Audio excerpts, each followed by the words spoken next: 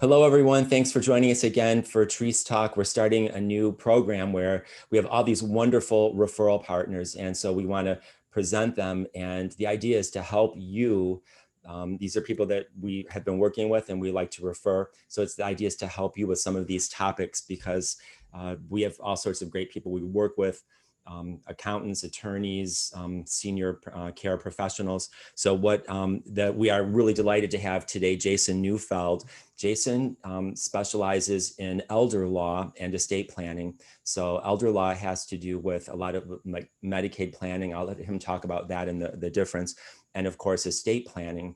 As part of our work in financial planning, we ask all these questions. And I always say that we are not the attorneys, we don't give legal advice, we're not CPAs, we don't give tax advice, we do all the financial planning and the investment advice, but we want to make sure that you're taken care of, that you've got everything in order. So one of the questions I always ask my clients is, have you done your legal documents? And that's where Jason comes in. So if you haven't done your legal documents, that's going to be a priority. And a lot of younger people really put it off, but this is important for everybody. But clearly, the older you get, the closer to retirement, the more you really need to get these documents done. So Jason's the founding partner of Elder Needs Law. And again, he focuses on elder law matters, which includes Medicaid planning, and of course, all of the estate planning documents. And I was introduced by somebody I've worked with for many years. So we've got, again, it's like a small world. Jason, I don't know if you know this story, but you were introduced to me and then I had reached out to you. And about the same time, somebody who was new to us was calling your office and it didn't have anything to do with us. But then I spoke with it was I like, remember that. That's right. I have all these little coincidences. Yeah. Like, this is a good sign. It's Yeah. like, so I will let you, I guess, maybe tell us a little about you and your firm. And again, our clients, I keep harping and like, make sure you get your documents done. So if you could tell us again about the work that you do and like, what are the most important things that people should take care of in advance? Yeah, sure. Well, Dave, first of all, thank you for having me. It's a pleasure to be here. And the few people, we do have a few people in common that introduce us, and everyone only has wonderful things to say about you. So it's a really, really nice to be put in touch with people who I know are consummate professionals. So yeah, so I am the founder of Elder Needs Law. Even though the word elder is in the name, that doesn't mean that's exclusively who I work with. I work with people of all ages, 18 and up, who are interested in estate planning. And then I work with anybody who's 18 and over who is either disabled or elderly in the world of Medicaid planning. What is the difference between those two things? So estate planning is, I think a lot of people have a better understanding of estate planning. That's what happens to you if you become incapacitated, right? That's your powers of attorney, your healthcare surrogate designations, your living wills, things like that. And then the next question is, what happens to your stuff after you pass away? And that's your last will and testament, your revocable living trusts, and all sorts of documents, ancillary documents that go along with that. So that's estate planning in a very broad nutshell. Medicaid planning's a little bit different. Medicaid planning is, I work with folks who are either disabled or maybe they're elderly and you have, creeping dementia. They're going from living independently to slowly losing their independence, or maybe there's a sudden, God forbid, a heart attack or a stroke or something like that. There's a sudden loss of independence. And what these folks quickly realize is long-term care is expensive, whether it's paying for care in a house, paying for care in an assisted living facility, or paying for care in a nursing home. This stuff is very, very expensive.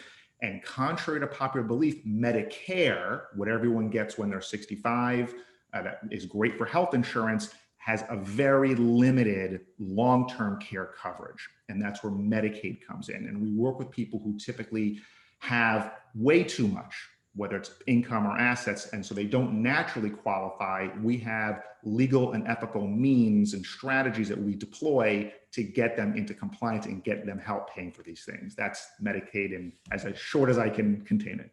Can I ask a quick question on how many people like pre-plan for long-term care for Medicaid planning versus it's basically mom's been in a nursing home and she's Mhm. running out of money. Mhm. Yeah, Like it's not enough people. Most of my clients come to me when they're already in need of long-term care. I'd say probably just off the cuff, 80% of my clients come to me and they go, something has happened, or they're going, gosh, this is really getting expensive. We're going to run out of money if we don't do something. There is a smaller percentage, 10, 20% of people who typically it's because they have known someone, whether it's their parent or whether it's a relative, and they saw what it did to their life savings. And they're coming to me going, listen, I see what's happening. I don't need the care now, but I want to prepare for this because I know it's coming down the road. So I get both. I can help either situation, either situation. A lot of people think you cannot plan for Medicaid if you don't have 5 years. That's not what, there is something called a 5-year rule, but that's not what it refers to. I can help anybody at any time, whether they're planning in advance or whether they need Medicaid in the near term, obtain those benefits. would you say there's certain people who would probably not have this as an issue, that for if they really don't have any assets at all, or if they've got, maybe they're very wealthy? Yeah, that's right. You hit the nail on the head. It's both ends of the spectrum. If you happen to be impoverished already, you may already qualify, and then you don't need someone like me because you're right there. Maybe you want my guidance to guide you through the system because it can be very confusing. But financially, you don't need me to use any of my neat strategies to get you there. You're already there. And then, of course, on the opposite end of the spectrum, if you have millions of dollars in the bank, you can self-pay and you don't need to go through the rigmarole of planning for Medicaid, and that's okay too. But what's interesting in our society, it's everyone in the middle who gets the kind of the short end of it, right? They're not poor enough to qualify naturally. They're not wealthy enough to pay for the quality of care that they deserve. And so those are my clientele, folks right in the middle there. Do you, in terms of getting Medicaid for like long-term care expenses, do you have any experience or any thoughts on what that means? Somebody gets Medicaid. Is it often the thinking is, oh, I'm going to be in a really poor facility. I'm going to be at the bottom, and it's like the worst case scenario. Yeah, very frequent question that we get and cause of concern. And here's the reality. So there's different levels of long-term care. In a nursing facility, skilled nurse or nursing home, what people call a nursing home, every single nursing home in the state of Florida, if they accept Medicare, which I've seen one in the entire state that doesn't. So 99.9999% of nursing homes out there must, by virtue of their license, accept Medicaid. So from the bottom of the barrel to the Cadillac of nursing homes, they have to accept the Medicaid if that's who needs to pay. When you go down a level to an assisted living facility, which is not as high of a level of care, they are not required by their license to accept Medicaid, but many fine facilities do, because from the facility's perspective, it's just money. They're not losing anything by accepting Medicaid. They're just getting payment from another source. And in an assisted living facility, Medicaid doesn't pay for everything. So they're still getting some private pay money, and then they're going to get Medicaid as a supplement. And it just makes no difference to their bottom line. But not every facility has to accept Medicaid. So when I have clients who go, I need ALF care, I go verify with the facility that they accept Medicaid if I don't know them already, because that's a potential issue. Not one we run into frequently. And then from a home care perspective, what happens is Medicaid's not one thing. Medicaid really is, when you are accepted to Medicaid, big marquee health insurance providers, and you pick one of their plans. And then once you pick their plan, you then have a roster of home health agencies that they contract with, and you interview one of them, 10 of them, whatever you want. So you find the one that would best meet you or your loved one's needs, and you get some home health care from Medicaid as well. Nursing homes, again, at that highest level, nursing homes are 9 to 11 grand a month. So you have people who go, I'm fine because I have $250,000. And so they feel like they can pay for anything, but that goes really, really quickly if you're subsisting for a long time. And so, one of the saddest stories that I tell is a couple of years ago, it was a One sister calling on behalf of her infirmed sibling, and she goes, I'm power of attorney for my sister. And I go, well, that's good. And she goes, and a couple years ago, we sold her house because she's in a nursing home and we couldn't afford it. And now we're down to her last $7,000. And someone said, I ought to talk to an elder law attorney. And I said, I wound up taking the case on pro bono because I felt so sorry for her. But I said, I wish you would call me last year because you didn't have to sell the house. And if you did, we could have set aside that money in a way where we could have gotten Medicaid to pay for this. And then the money could have been set aside in a way to supplement your sister's quality of life and make it more likely that she'd have something to pass on after she goes. But at the very least, having more money is always better than running out. And because Medicaid pays for a lot, but it doesn't pay for everything, it's nice to have something set aside to improve. So, I want my client to lead the highest possible quality of life until the very end. And if some people go, I'm just going to wait till I run out of money. And I go, well, I don't know how that makes any sense to anybody, because we're just giving you additional resources. That's all that this is. So sometimes we have to deal with these sad stories, and people don't understand how expensive this stuff can get. They feel that they're rich, and I have to explain to them in gentle terms. I go, yeah, you have a lot of money now, but wait until a year from now, it's gonna be half gone, and then another year from there, it's gonna be all gone. And these are the uncomfortable conversations we have to have sometimes. Well, I have those conversations with people. I say nothing will ruin a retirement plan faster than all of these long-term care expenses, because if it is like 5,000 to 10,000 a month or more, and I've had clients who've gone through that. So we look at long-term care insurance, which I'm amazed at how the traditional has been failing, and we're using these alternatives like life insurance or annuities to get it. And I see that a lot of the facilities, we've done presentations at some of these facilities where they've asked us to do educational seminars because they want people to have this coverage too. It helps everybody. That's so right. If you can get it, if you qualify for it, if you can afford it, if it works. I tell people that all the time. Typically I'm sitting with my client who's already elderly, they're never going to qualify for long-term care, but I'm looking at their adult children. I go, listen, Medicaid is great, but I don't know what Medicaid is going to be like in 10, 20 years from now. There's nothing better than cash, and long-term care insurance is like having cash, and everyone takes it. So these are the sorts of things that people need to plan for. I totally agree with you. Yeah. So can you, I guess, tell us what are the most important documents that people should have, and what are they, and how do they work?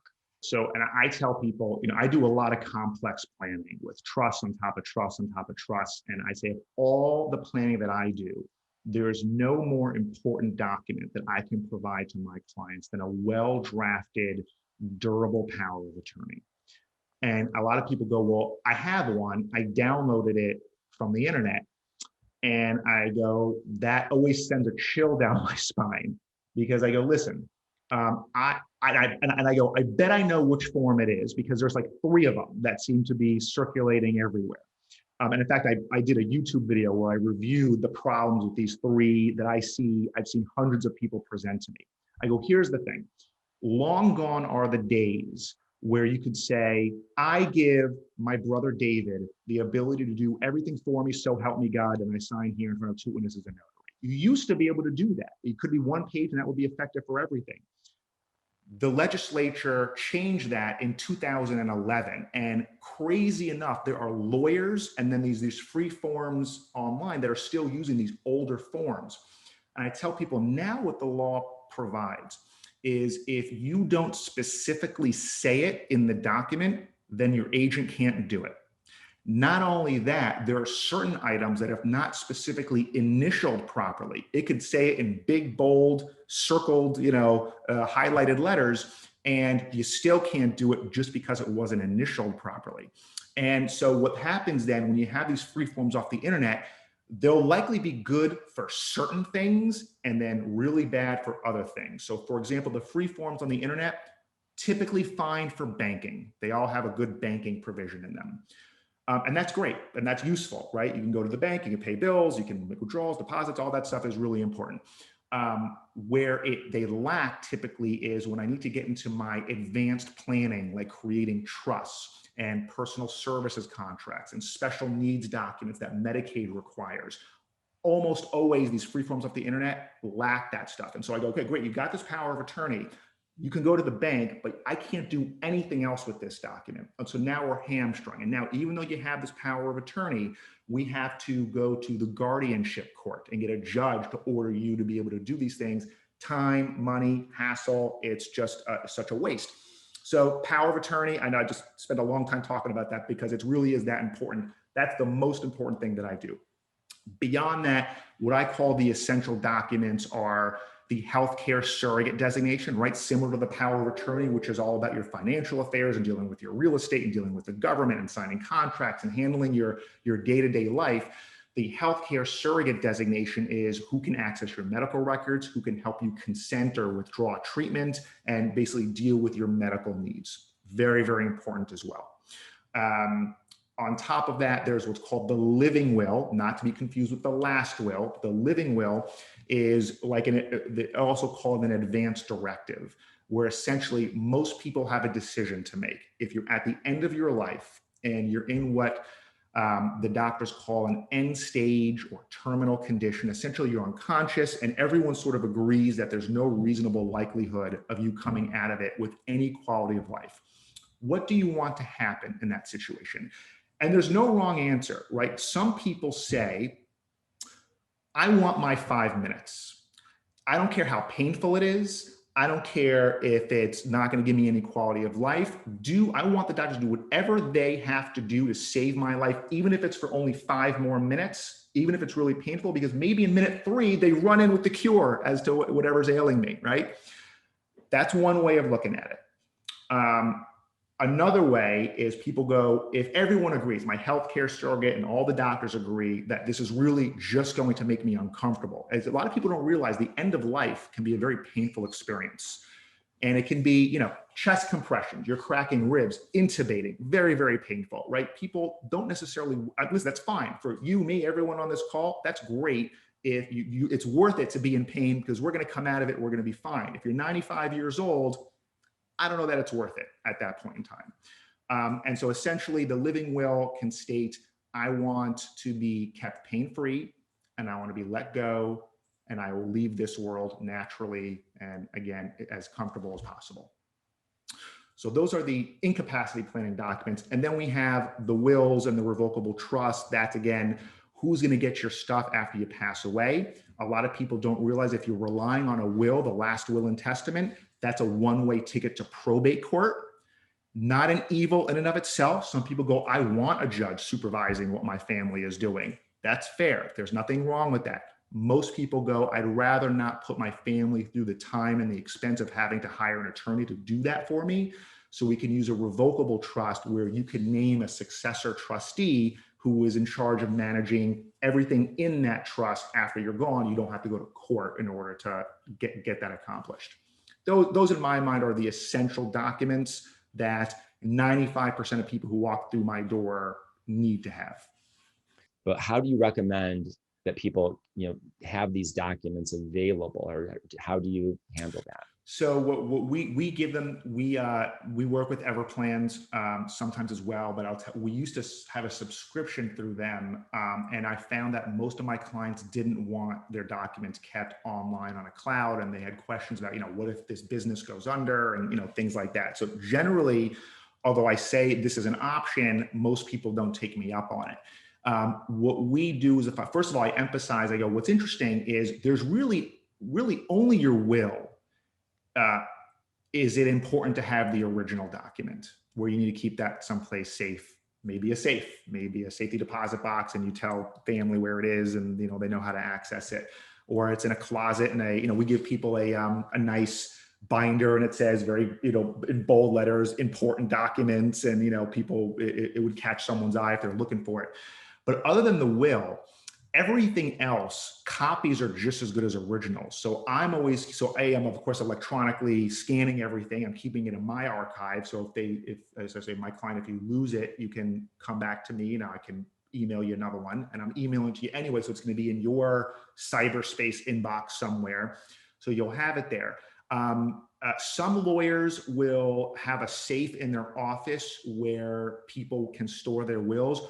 We don't do that. I've taken the position, I don't want to be responsible for anyone's original documents. So I hand everyone their original documents. I go, listen, if we want to upload it to one of these secure servers somewhere, I'm happy to help you get set up with that. Otherwise, you just have to think of a secure place and make sure that, importantly, that your loved ones know where it is. Because if it's too well hidden, that's a problem too.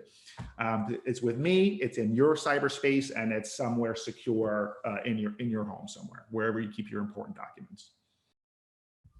If somebody wants to get started with you, either on the Medicaid planning or the estate planning, what's the next step? Would they set an appointment? Is there like an intake form? Yeah, we have 2 separate worksheets if they're interested in Medicaid planning or if they're interested in estate planning or both. And we say, fill this out because it's good for us to have an informed, more of an informed conversation if I have some information beforehand.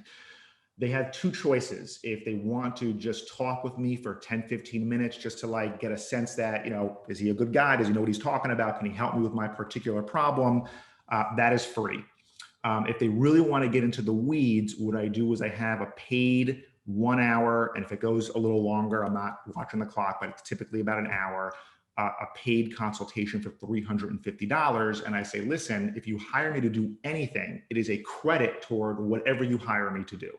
So it's just ensuring that I'm not wasting my time, and all I'm doing is giving away good information. All I'm doing is educating you as to what this stuff is. Everyone walks out of one of my consultations significantly more informed and educated than before they walked in. And I've had nobody say that wasn't worth it. Even if they didn't hire me, they go, wow, that was really a lot of good information. So I believe I'm providing a lot of value. And then if they need me, and again, sometimes they don't need me. Sometimes we're talking through things and either they don't want it or they don't need it, or I'm directing them to other resources, and that's okay. When they do need me, then it's a free consultation because it's a credit toward whatever they hire me to do. So on the estate planning side, the most common is someone gives me their free power of attorney form, and I go, listen, you were a little penny wise and pound foolish, however that saying goes, because now we have to go through a $5,000 guardianship process, something you could have taken care of for $500.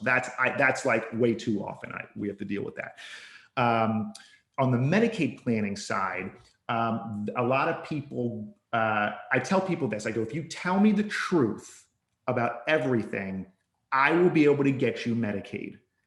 Well, there's multiple ways of doing it. And so I had one client who didn't tell me about real estate that he owned in Argentina.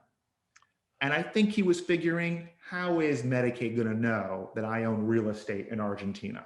So when I'm submitting an application, I tell people the thing with Medicaid is nothing is untoward, nothing is hidden. I tell Medicaid, you started out with $300,000 or more or less, whatever it is. And here's what we did with the money. And here's why still under state and federal law, you still, Medicaid, have to accept my client and provide them these benefits. So it's all above board. It's all very transparent. But when you file an application, my client is signing a document that gives Medicaid the ability to conduct their own independent financial analysis and investigation.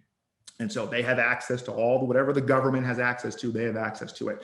And so I submitted an application. They came back with a rejection, and I go, whoa, I don't get rejections, right? So I go, what's this? And the caseworker goes, well, ask your client about the property that he has in Argentina. So I go, Mr. Smith, do you have property in Argentina? He goes, yeah, how'd you know? I go, I didn't, the government knows. I know, they rejected it. And so we have to, I go, I'm not appealing it because they are right and we are wrong. And we just have to start the process over again. And again, if you just told me about it, we have ways of dealing with it and we could have avoided this. But now there's a delay. Now it's extra time. Now it's extra money because there's more work to do.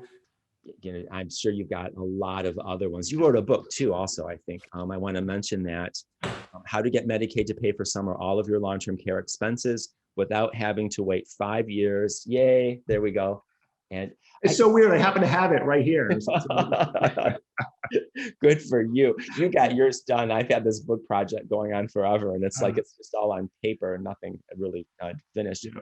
But the key point there in the title is people assume they already have to have spent all their money first. And I tell them there is something called in Florida, a personal service contract. They might Mhm. be able to set something up, preserve some Mhm. assets, and that way not end up at the very worst situation at the end. That's where they come, we send them to you. And that's part of our job, is to educate people that Sure. you can help them avoid that situation. Absolutely. So we will have on our website and on all of your contact information, and also treecefinancial.com or davidtreece.com. We have links so people can just go to our website Sure. and find you, Jason Neufeld. Thank you for Yeah. being here. And we will keep sending you people, and keep up the great work. Thank you so much, David. It's a pleasure working with you, and look forward to a long, prosperous relationship. Really nice to be here. Thank you for having me.